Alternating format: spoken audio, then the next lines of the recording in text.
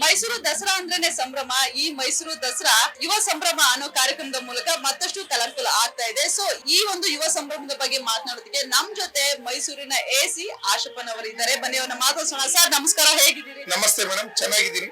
Sir, Mysuru Dasara ಅಂದ್ರೇನೆ ಒಂದ್ ಸಂಭ್ರಮ, ಕಲರ್ಫುಲ್. ಆ ಕಲರ್ಫುಲ್ ಗೆ ಇನ್ನೊಂದಷ್ಟು ಬಣ್ಣ ತುಂಬ್ತಾ ಇದೆ ಈ ಒಂದು ಯುವ ಸಂಭ್ರಮ. ನೀವು ಅರ್ಧ ಕಾರ್ಯಾಧ್ಯಕ್ಷರಾಗಿದ್ದೀರಿ, ಏನ್ ಹೇಳ್ತೀರಾ ಸರ್? ಹೌದು, ನನ್ಗೂ ಖುಷಿ ಆಗ್ತದೆ. ಈ ದಸರಾ ಅಂದ್ರೇನೆ ಬಹಳ ಸಂತೋಷದ ವಿಷಯ. ಆ ಯುವ ಸಂಭ್ರಮದಿಂದ ಈ ಒಂದು ಕಾರ್ಯಕ್ರಮಕ್ಕೆ ಮೆರುಗು ತರಬೇಕನ್ನೋ ದೃಷ್ಟಿಯಿಂದ ಏನ್ ಸರ್ಕಾರ ಈ ಯುವ ಸಂಭ್ರಮ ಆಚರಣೆ ಮಾಡ್ತಾ ಇದೆ. ಯಾವ್ದಾದ್ರು ಕಾರ್ಯಕ್ರಮ ಇದ್ರೆ ಅದು ಯುವ ಸಂಭ್ರಮ. ಸುಮಾರು 480ಕ್ಕಿಂತ ಹೆಚ್ಚು ಕಾಲೇಜ್ಗಳು ಇದರಲ್ಲಿ ಭಾಗವಹಿಸಿದಾವೆ. ಪ್ರತಿದಿನ ಸುಮಾರು 30ರಿಂದ 35 ಸಾವಿರ ಜನ ಕ್ರೌಡ್ ಬರ್ತದೆ. ಪಬ್ಲಿಕ್ ಬಹಳ ಎಂಜಾಯ್ ಮಾಡ್ತಾ ಇದ್ದಾರೆ. ಸುಮಾರು 9 ದಿನಗಳ ಕಾಲ ನಡೀತಾ ಇದೆ. ಇವಾಗ ಇದರಲ್ಲಿ ಡಾನ್ಸ್ ಟೀಮ್ ಎಲ್ಲ ಇದೆಯಲ್ಲ ಸರ್, ಅದನ್ನ ಹೆಂಗ್ ಸೆಲೆಕ್ಟ್ ಮಾಡ್ತೀರಿ ನೀವು? ಸಮಿತಿ ಏನಾದ್ರು ಇದೆಯಾ? ನಮ್ದು ಯುವ ಸಂಭ್ರಮ ಉಪ ಸಮಿತಿ ಇದೆ. ಆ ಸಮಿತಿಯಿಂದ ಕೂಡ ನಾವು ಸ್ಪ್ರೆಡ್ ಶೀಟ್ ಬಿಟ್ಟು ರಾಜ್ಯದ ಎಲ್ಲಾ ಜಿಲ್ಲೆಗಳಿಗೆ ಕೂಡ ಅವಕಾಶ ಕೊಡ್ತೀವಿ.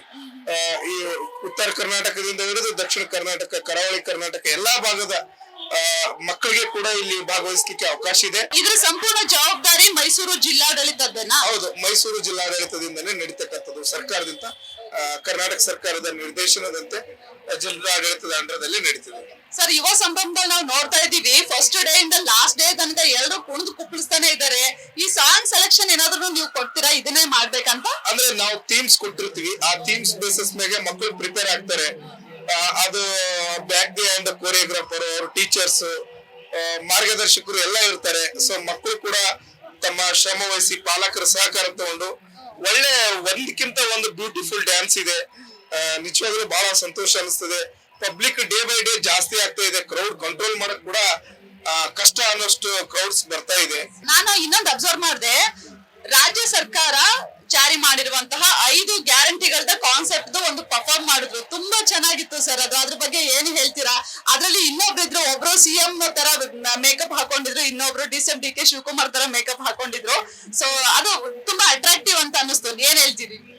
ಈಗ ನಮ್ಮ ರಾಜ್ಯ ಸರ್ಕಾರದ ಏನು ಮಹತ್ವಾಕಾಂಕ್ಷಿ ಯೋಜನೆಗಳಿದ್ದಾವೆ, ಆ ಜನಸಾಮಾನ್ಯರಿಗೆ ತಲುಪುವ ನಿಟ್ಟಿನಲ್ಲಿ ಆ ಬೆನಿಫಿಟ್ ಗಳನ್ನ ಯಾವ ರೀತಿ ಪಡ್ಕೋಬೇಕು, ಅದರಿಂದ ಏನು ಉಪಯೋಗ ಆಗಿದೆ, ಬಡವರಿಗೆ ಏನ್ ಅನುಕೂಲ ಆಗಿದೆ, ಮಾನ್ಯ ಸರ್ಕಾರದ ಮುಖ್ಯಮಂತ್ರಿಗಳು ಮತ್ತೆ DCM ಅವ್ರದ್ದು, ಜಿಲ್ಲಾ ಉಸ್ತುವಾರಿ ಸಚಿವರದು, ಕನ್ನಡ ಕಲ್ಚರ್ ಸಚಿವರದು ಎಲ್ಲರದು ಕೂಡ ಫೋಟೋ ಮೂಲಕ ಮಕ್ಕಳು ಅಲ್ಲಿ ಬಿತ್ತರಿಸಿದ್ದಾರೆ. ಅಂತ ಕಾರ್ಯಕ್ರಮ 2-3 ಮೂಡಿ ಬಂದಿದೆ. ಬಹಳ ಸಂತೋಷದ ವಿಷಯ.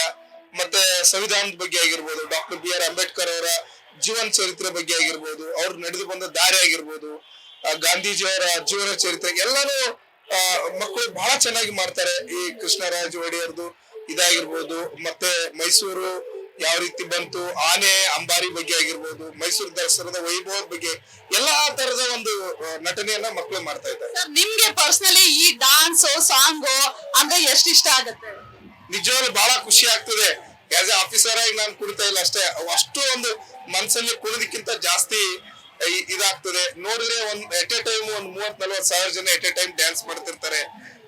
ಬಹಳ ಸಂತೋಷ ಆಗ್ತದೆ. ಒಂದೇ ಒಂದು ಸಣ್ಣ ಗಲಾಟೆ ಇಲ್ಲ, ಏನಿಲ್ಲ.